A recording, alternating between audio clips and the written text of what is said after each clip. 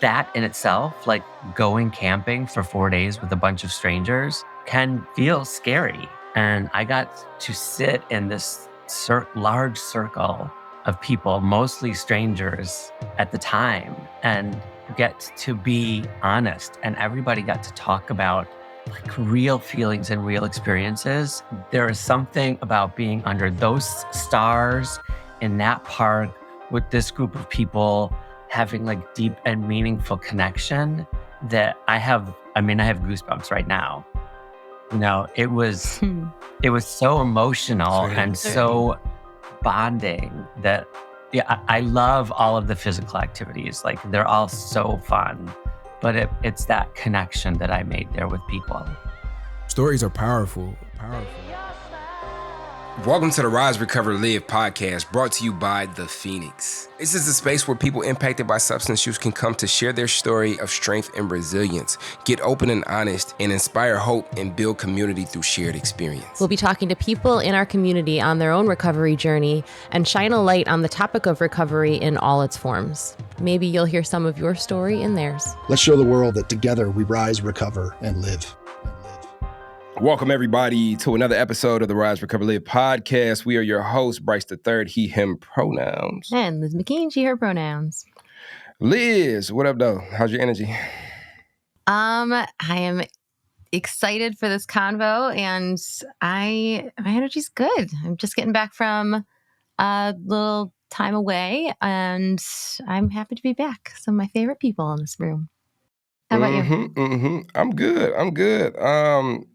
Before I get into how I am, though, what was your food delivery service order from last night? I remember last time I said DoorDash or something that you don't align with. I pledge allegiance to Uber Eats or whatever I said. Uber Eats. It's Uber Eats? Okay, so what was your Uber Eats order last night? Oh my gosh. How do we get here? Was it Jonathan? I think it was, shout out to Jonathan. Somebody said it was like, it's apparently Liz's thing is ordering food. I didn't realize how much I talked about that. Okay, so last night I did order food. It was from Selena's Mexican Grill, and I got vegan enchiladas, and it was divine. Oh, and I had that leftovers for later, so I just now my energy just elevated. Got excited about leftovers. See, that's things you don't expect you'll be known for.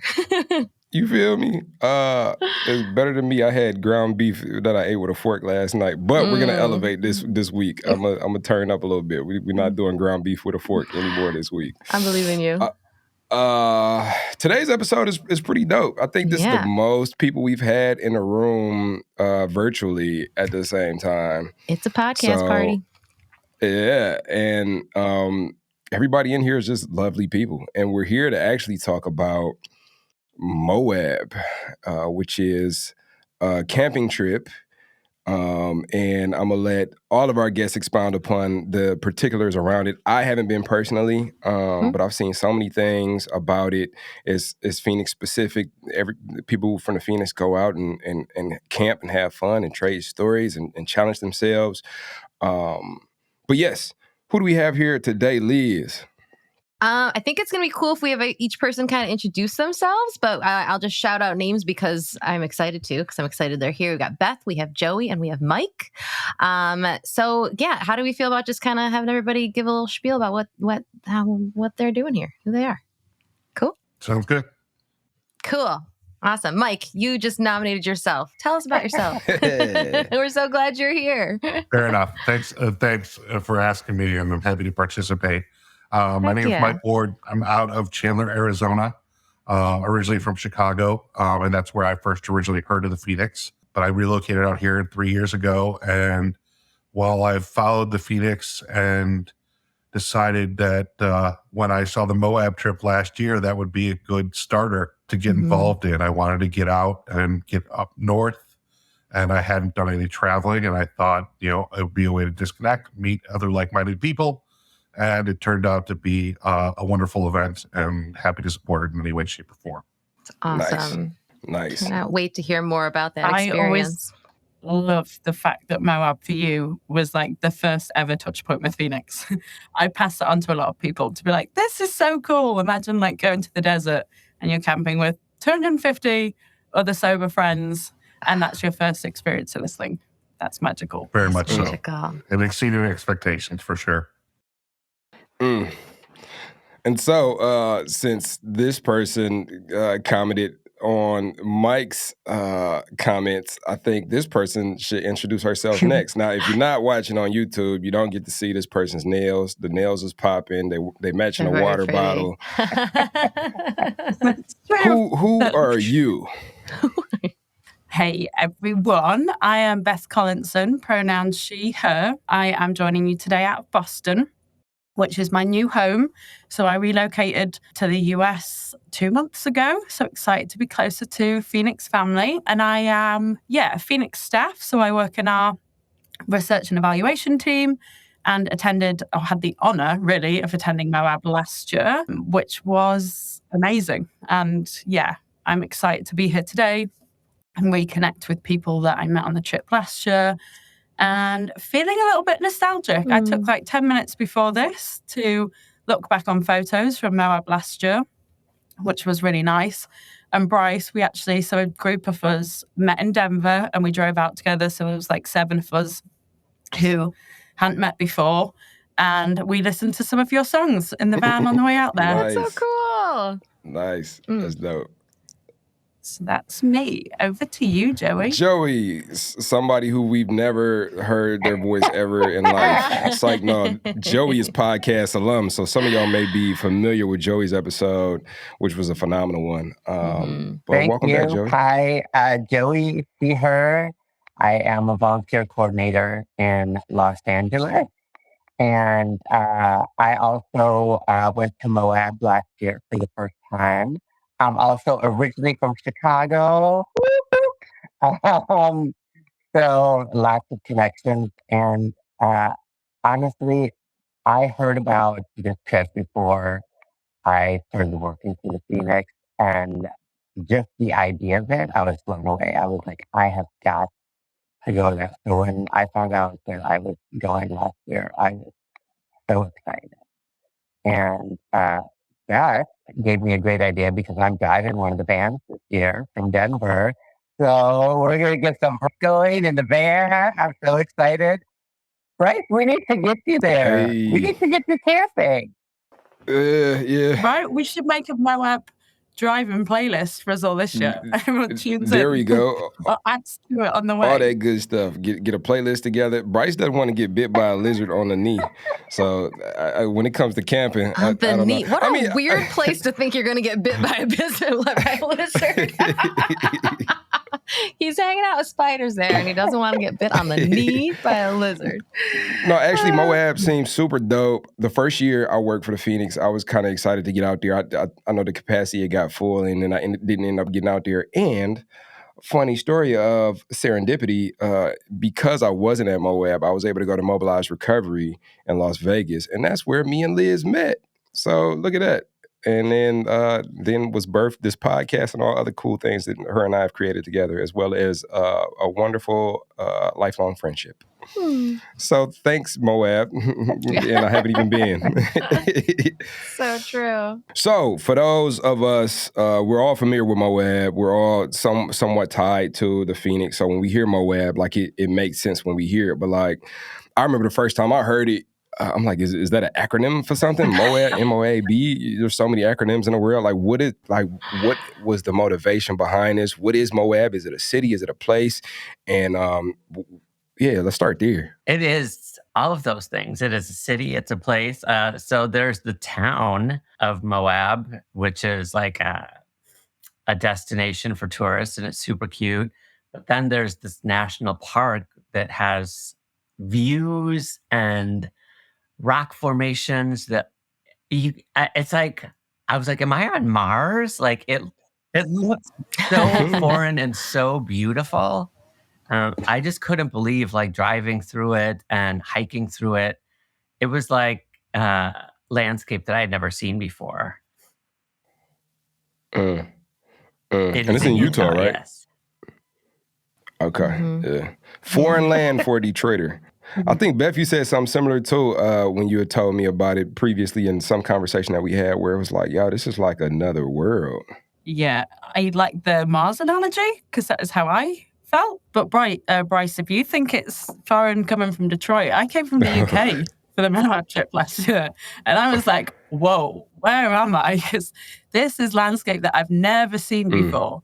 Even the car journey out to Denver was from Denver was 7 hours, which as a Brit was the longest time I'd ever been in the car for at one point, like in total. And everyone was like, what do you mean? And then I got there and there were some people like, yeah, I drove 17 hours to be here. And I was like, whoa, that is wild. Well, that's so interesting. But yeah, like vast landscape that I have never experienced before. Had you heard of Moab? But just really like... Had you heard of the park Moab before you came to the United States? Because I think it's somewhat well known, like in the States, just because it's like, so breathtakingly beautiful. But is that something outside of the States that is known? Honestly, I think purely through my time in Phoenix is the only reason I came to learn about it. That's cool. I was just curious. And then you're talking about like people who, when you got there, said they drove 17 hours to get there. So it's like, that's got to speak to the culture. And I think like throwing it to Mike, when you decide that's one of the first things that you wanted to get out and try, like what is the culture like out there? What is the community like? What was your experience like? So for me, I signed up before I actually had any interaction with anybody local here in Arizona because I had just recently moved. I had changed jobs, so I've been pretty much hustling for the last year and a half to kind of grow my business as well as my professional career. And when I saw the opportunity, I jumped on it. I mean, literally, the price for renting a tent and getting a sleeping bag and going to Moab, which are things I didn't have, was a way that I just kind of said, this is my chance to go do something, right? And I did connect with some of the Phoenix leaders down here in Arizona. We decided to carpool, which I was prepared to drive up there. It would have been about 7.5 hours as well. But for me, it was kind of a way to see what it's about, disconnect from my professional life and kind of decompress, which I knew I needed, and with like-minded people, right? I've been in recovery for 9 years, and I just was kind of curious of what everything would look like. And so we were able to carpool, build a community really quick. I'm sure you guys can tell I'm not bashful. So we had good conversations kind of going up, and I've met friends now that I consider part of my recovery community as well as what I'm doing, in terms of the Phoenix and other volunteers that are hosting events. When I got there, I was very impressed. The lineup was everything set up for me. Tents were set up, things like that. I haven't camped in 15 to 20 years. So the worries I had were kind of alleviated when I walked in. But even still, from meeting Michael and a few of the other gentlemen that we carpooled with, right, they had relationships outside of the Phoenix area. So I basically stayed 2 steps behind them. They introduced me. Everyone kind of liked the story that I was brand new to this and this was my first event. So it made conversation really easy. And I think I've shared this with Beth too, is, there wasn't a lot of qualifying in terms of recovery and things like that. There was kind of an understanding that, we had all been through similar ways. I mean, those conversations happened, but at the end of the day, everyone was just happy to meet other people that thought this was a good idea. Wow, I think there's so much there. First of all, you reaching out to people and then driving 7.5 hours with people that like you didn't know, and that immediate click. And once you say Michael, it's like, okay, like when you meet Michael in Arizona, you immediately fall in love with the guy. He's just a wonderful person. But this is a thing that I found in relation to the recovery community, it started for me in the recovery community, but it branched me out and gave me the antenna to be able to see where this exists in other communities, and really planted in my heart the phrase or the ideal that I haven't met everybody is going to love me yet, is that like there's people in alignment with the life that we seek to live that are waiting for us to raise our hand and say, like, we want to tag along. And they'll gladly welcome us to come, and then we'll make connections that allow for us to traverse these new levels in our life with people who are already on that pathway and can show us those ways. And so when you mix that qualitative, because we have Beth in the room, I get to use the word qualitative data, but that qualitative increasing quality of life, but then you mix it with like the very structured notion of going out camping and like climbing and the scientific addition to a person's life of like doing something hard and tough that maybe you wouldn't have done otherwise, and overcoming that and seeing physically what it is that you can do and the new levels that you can take it to. I know you all have some stories in relation to those experiences. What have been some stories that you all have pulled from the experiences that you've had on this Moab camping trip? Where do you begin with that? I think like wow. So having this like expectation of what everything's going to look like is always like something that like trips me up from the beginning. You know, I drove from LA last year, so I was 12 hours with volunteers who were coming out. And from the beginning, it was like, although it was super fun and exciting, there was also like trepidation because it was like, I'm going to be in a van for 12 hours with people. What if I have the tiniest bladder in the world. I just put it out to the world now. And I was like, what if we have to stop every 10 minutes? And there were other people that also had that fear. And it was like, you know what? Like, we are community, we are family instantly. Like, we figured that out. And then you get to the campsite and, you know, again, I was like, I have no, like there might be wild lizards everywhere biting people's knees, or I don't know, like, you know, well, that's what it's going to be like, right? Not the I love knee you, bites. Joey. But we Not like, the knee bites. but like what happens is like the day before everyone gets there, we set up this tent city. So like we are out there. And so when most folks get there, like the community is built in already. Your home for the weekend is set up. Like everything is taken care of for you. And, you know, there are so many people who have never climbed before or never been on a bike ride before. Like there's a lot of firsts for so many people. And I think it is one of the beautiful things about taking a group of sober folks out there is that we already know how to hold space for each other, and we already know how to create safe spaces. And so for the person who is afraid, like you don't have to like put on a brave face. You could say like, I'm really nervous about this. Like I had never outdoor rock climbed before. And like, it was like, everybody's there, like holding you through this thing. So that is like one of the most magical things about it for me is like, and watching other people, like watching somebody who says like, I didn't think I was capable of this. And watching them walk through those things, like it exceeded my expectation in what I experienced in community there. I want to bounce off that, if that's okay, Joey, because I had like a very similar experience, and that for me, just putting myself in a situation or environment which was maybe unfamiliar or like a little bit of a fear of the unknown.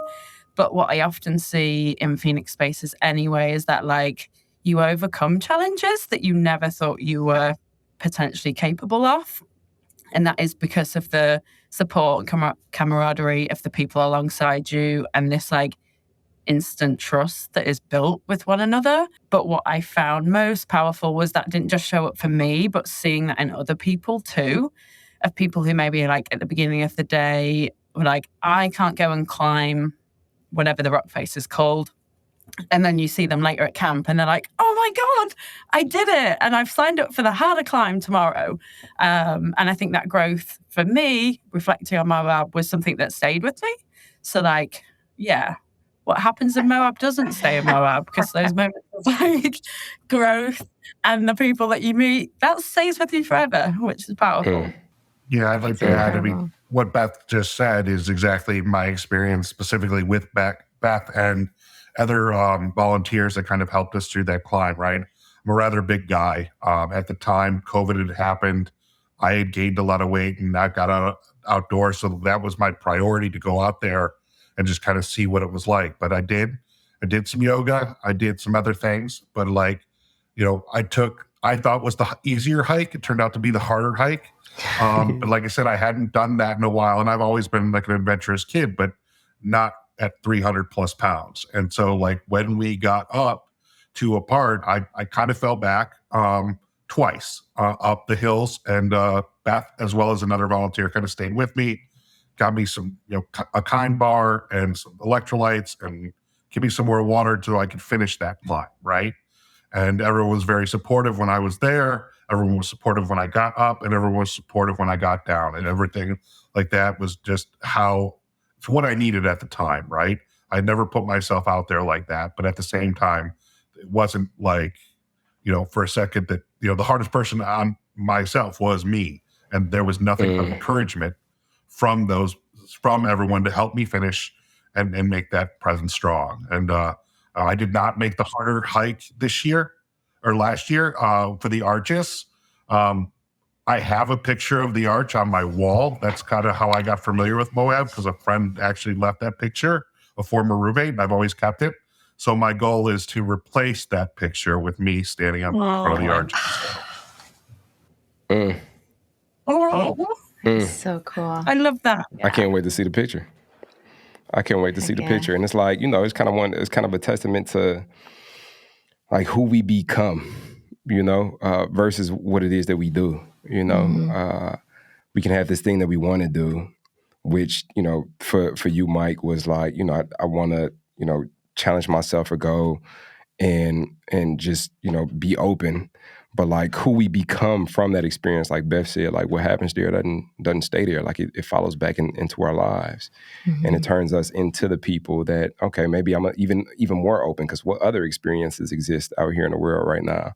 Like what other people are out here that I can meet that can support me and hold me up? And now that I know what support feels like how could I show up for somebody else, when they need it? And so it's beautiful that there's this experience that allows for some of those things to be cultivated. I'm curious as to what were you all's personal favorite moments. Did you all have any personal favorite experiences, specifically Joie and Beth, with the times that you went up to Moab? I mean, one of the first things that comes to mind for me is the gratitude circle. We circle up, I think, on Friday evening, and everyone is together, and we go around in a circle and we speak of gratitude. The power of, first of all, the Phoenix is like this global community of people that like we don't know, right? And then we are all coming together, and so you're meeting so many people for the first time. And honestly, like that in itself, like going camping for 4 days with a bunch of strangers, can feel scary. I know for like my personal experience being of a trans identity, I was nervous. Like I was like, I don't know if I'm going to feel comfortable, if I'm going to feel welcome there. I mean, these are just things in my head. And I got to sit in this large circle of people, mostly strangers at the time, and get to be honest, and everybody got to talk about like real feelings and real experiences. And there is something about being under those stars in that park with this group of people having like deep and meaningful connection that I have goosebumps right now. It was so emotional and so bonding that I love all of the physical activities. Like they're all so fun, but it's that connection that I made there with people. You stole my answer, because I was also going to say the gratitude circle amongst like a million other things which are amazing at Moab. But that for me was this moment of like I left the gratitude circle just in tears because of the like level of vulnerability and authenticity that people had showed up with. And yeah, that's like strangers who have, a lot of whom have never met, then just sharing just like so openly and around how the community of sobriety is changing or has totally transformed their life. And I'll never forget a moment when a lady who was really new to Phoenix community she just showed up and she was like speaking to someone on this hike. She shared some of her like deepest kind of vulnerabilities. And then at the end of this, she said, "Wait, I haven't even asked you what your name is yet." It's like that in itself is Phoenix, right? Because we show up and there is this like shared connection regardless of why people are there, and just like, spaces in which people feel safe and supported, that just happens, and it's kind of magical. So yeah, gratitude circle was also up there for me, as well as just these moments of like spontaneous stuff happening. So yes, there is like a calendar of activities, but you don't have to stick to that. It can be like your own little self-directed adventure. So there was some like guitars laying by some hammocks, and for the people who are musical or like, I kind of fancy trying to play the guitar or singing, you just like come back to camp and that would just be happening. Or some other people would have gone to do a morning run, like to watch the sunrise together, because just that happens. So that's my reflection. So like beyond the spontaneous goings-ons, what does the calendar look like? Like, is there meditation, yoga, what all type of activities beyond climbing and hiking go on out in Moab? Everything. I mean, you can get up in the morning and you can go for a run. You can also do, a group yoga and meditation. There's road biking. There's mountain biking. There's different types of rock climbing.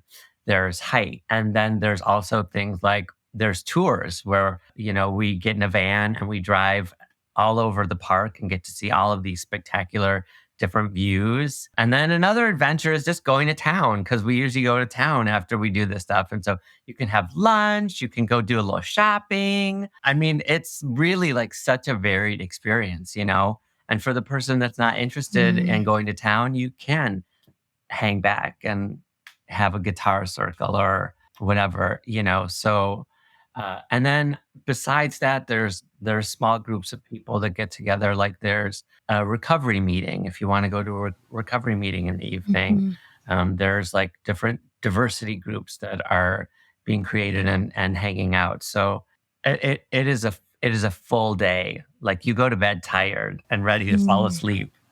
And then when you sleep, do you sleep in a tent on the floor with the lizards? Like so you talking to say you talk to somebody, like there's somebody listening, like, okay, all this sounds wonderful. Like I'd love to be able to come out and connect. I'd love to be able to like meet new people. I'd even love to challenge myself to a hike or new physical challenges, but I've never slept outside. Like I've never camped. Like what does that entail? Can I really do that? What would you say to that person? I took the list of what they suggested and literally followed it by the letter. I've always wanted to buy such equipment, but this was kind of my reason to do so. So I might have gone to an outdoor store and kind of just said, this is what I need, and I'm prepared to pay for it and bring it there, with the exception of what I felt were the most expensive things, was the tent and the sleeping bag, right? I've since done my research and I purchased both, but that was kind of the thing where that part was saved for me. So it made it that much easier just to get what I needed and show up, right? And I think that was important because it did follow to the law. We did a lot of things, and I think even the Phoenix volunteers and the leadership, like I said, started to add things proactively during the days. They're like, maybe we need this, and they would go out and get it, right? And it was just kind of like providing for what is going to make this event better in an hour from now, right? So it was very cool in that effect. I will also say, like you said, it was my first experience doing that, but kind of what you said, Bryce, earlier is when 200 tents are stacked, in line together along the side of the Colorado River, which is certainly awesome, no animals are in sight. Maybe a fish because the water was a little higher, but we're pretty much scarce of just people and ourselves. And I think your knees are safe. I don't know. Fish might bite your knee too. Depending on how deep in the water you is. Oh my God. And I think actually some people maybe ended up, if the camping wasn't for them, or if it started raining a little bit, maybe they'd get in their car with their sleeping bag to sleep, or check into a hotel if it's not for you. I think, I think I'm so glad you said that, Beth, because I think for me, I haven't been to Moab. When I was a kid, we camped quite a bit. So I have, pictures in my head of what it looks like. And I tend to be fearful of things that I don't know what to expect, mostly when I feel like I might not have a lot of control, which, is a life, waking up in the morning kind of thing. But I like to have in my head, like, okay, if this happens, then I know that my needs will be taken care of, So I think knowing that, like, if you got there and you didn't like sleeping in a tent, like there's other options. If you don't want to do the thing that the group is doing, like nobody's forcing you to do anything. Like you're signing up for a thing which you still are able to create your own experience. And, you have a group of people that not only are going to, not force you to do something you don't want to do, but also are going to like cheer you on as you make choices that are going to be best for you and your experience and your recovery. And just, your well-being and safety is always top of mind. Anytime you're doing anything with this community, you can be in a Zoom room and that's the case. So certainly when you're out at Moab, you have that freedom and you have that support, and you really just get to feel like safe in that way, which what a cool opportunity to be in such a wild place and be so supported. Like that's just beautiful. Thank you for saying that. And I also think like just knowing yourself and like knowing like what some of your needs are. Like I'm a camper. Like I can throw a blanket on the floor and sleep, but that's not everybody's story. There was I did see people who brought like, queen size air mattresses and blew them up in somebody's car battery. Those are my people. Like that's somebody who knows, like I can't sleep on the ground, and no shame in their game. It's just like know what you're, know what you're capable of. And for some people, until they don't know what they're capable of, it's also that of like just like being open minded and and there is everybody exists in different ways. So there's no shame and like, I don't expect the next person to be comfortable sleeping on the floor. It's like. So I'm gonna come and then I'm gonna bring my inflatable mattress and I'm gonna bring inflatable room service and I'm gonna bring, and nobody's gonna judge me. They're gonna let me be me. They're gonna let me live. There already is room service because they bring in catered meals for you. So wow. I don't have to hunt my prey? No, you don't have to. Don't have to eat lizards. Right out the river fishing. I'm the only one by the campfire with a lizard on a stick. Like, y'all gonna get down on this? Or? Let's teach the other ones to bite your knees. Yeah, he bit me. They ain't gonna bite me no more. Oh my gosh. No, this sounds like a crazy experience and one in which I know that the Phoenix community, people who aren't even aware of the Phoenix community, people who just want to find connection would be interested in getting involved in. So what is the process of registering for a Moab trip? Shall I come in there? I think I have some ideas.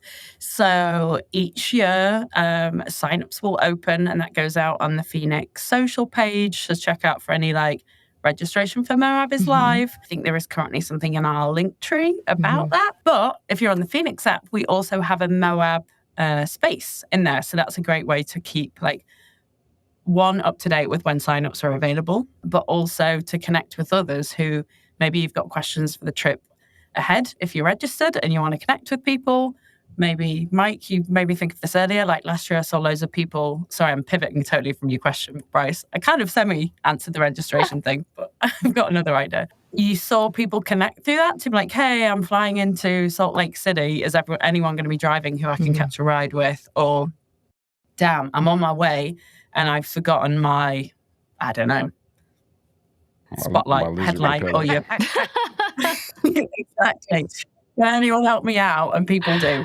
So the Moab space on the app, registration on socials, and word has it, there is a Moab blog on the Phoenix website currently. Cool. Okay. So lots of different touch points to learn more. Yeah. Okay. Yeah, and I think the purpose of this conversation, which I think you all just so beautifully accomplished, is not to, if someone's out there listening, most likely by the time this podcast drops, it will be beyond the point that you can join up with the Moab trip for 2024, which is when we're recording this. In the future, there will be other opportunities, and it does, fill up. Like this is not a sales pitch by any means. It's more just if you're considering doing this or really anything maybe outside of the realm of what you might think you're capable of, or what you might think you're brave enough to do. Like, I'm thinking, okay, what maybe thing that can I try that I've been a little too nervous to try in the past? This is like your encouragement to maybe consider it and maybe believe in yourself, and also, maybe ways to show up and support folks that that might be in that headspace. If you are a brave person, if you are a Joey who could just throw a blanket on the ground and lay there and sleep and camp. So yeah, so that's if you had know someone who is doing something, whether it's camping or another brave activity that they might have not thought they'd be capable of, send them, share this episode, because you can do it. We can do anything, man. On that note too, Liz, what is one thing that you've done that you threw yourself into that you didn't think that you'd be able to do, but was like, I'm about to just do it? Gosh, I mean, ever since recovery, it's been, I feel like every single thing I do, I look back, I'm like, holy crap, look at that. I did that. Well, this recent move that we did, my husband and I, we moved from Rochester down to Florida because we decided we didn't like the cold. And then we never thought we'd come back. And part of that, to be honest, was a little bit of ego, like we left, we were done with the cold. We were going to be in the warm. We are people in Tampa now. And we're like, actually, I really miss my mom. And, there's things about upstate New York we like. So 8 years later, we just packed up our whole lives and did it again. And that was really scary. And now I've done that twice. And I, sure couldn't have done that before recovery. Holy smokes. And now you're shopping at Wegmans every day. Oh, and I love Wegmans. Yeah. Yeah, nice. Exactly. How about you, Bryce? Tell me yours. That's such a good question. I think the biggest thing that I've done thus far was the silent meditation retreat. And, we talked about that on the show. You all who have been listening for a while got that feedback in real time. I had never fasted from words before. Everything that I've built in my recovery, professional and really like creatively and for fun, is all built on communication, specifically using words. And sort of like take that break from like using my words and really like sitting in what it is that I was experiencing and feeling. I'm kind of like Mike in that sense, where it's like, I went for the harder hike. I thought it was the easier one, but it turned out to be the more complicated one. And like looking back, if I would have tapped my mans on the shoulder, like, man, maybe start with like the 2-day silent meditation retreat. Don't go like straight for the entire 7 days. But I'm glad I did. And I've been thinking lately, like there's got to be something that I could do to kind of like challenge myself and throw myself into community in a different way. So, and I just want to end this conversation on that note, because like, listener, you lovely person, what can you do to challenge yourself, to grow yourself, to grow your community, to get outside of what it is that you do normally, to get outside of who it is that you've come to understand yourself to be as you have been normally. And not saying that you're anything but perfect in this moment right now. You're inherently complete and whole right now. And there's a whole life to live. There's people you haven't met that are ready to love you. There's places you haven't been that are going to unlock things inside of you that bring yourself closer to you. And what are some ways that you can push yourself to embrace those adventures? Because life is our oyster now. We can, how's the metaphor go? We can shuck it or whatever, right? I don't know. But yeah, the world is yours, man. So yeah. My husband, Billy, would say, Billy is famous for getting different phrases like that mixed up. So he would say, the sky is your oyster. That's what he said to me before. Okay. you know the spirit behind it. Like, sir, this is a Walmart. What? Well, thank you, Joey, Mike, Beth, for sliding on us today and detailing your experience with Moab. I'm excited for you all this year for what you'll get to experience. And I'm excited for everybody who's listening to this who is going to go to Moab this year, or may go to Moab in a year, or may do something that challenges themselves. There's a lot of excitement there. And I'm proud of you. We're proud of you. We're proud of you for taking that step and doing something cool. So. Yeah. We sure are. And if you have more questions that we didn't answer here, please do make sure you've downloaded the Phoenix app and hop into that Moab space. and ask questions, because there's folks that are probably going to have similar ones. And no question is a bad question. Even if it's about lizards biting your knees, we will put your mind at ease here. That was a great question, Liz. There's like millions of people who have that question. I didn't see one lizard last year. Shame. That would actually disappoint me. Like, no lizards. Anyways, we love you all, and we will catch you on the next episode of Rise, Recover, Live. See ya. So now you're excited. Bryce, Liz, how do I get involved with the Phoenix? Well, my friend, it is super simple. We actually have an app. Head over to the Google Play Store or the Apple App Store, or look in the show notes of this podcast, wherever you're listening to or watching this podcast, and go download the Phoenix app. The Phoenix app makes it so easy to find classes that are near you, or to access our virtual class schedule where you can hop on from the comfort of your home. You can also join our groups and have a conversation with someone from the Phoenix community from anywhere in the world. Please make sure that you join the podcast group where you can connect with Bryce and I and other listeners.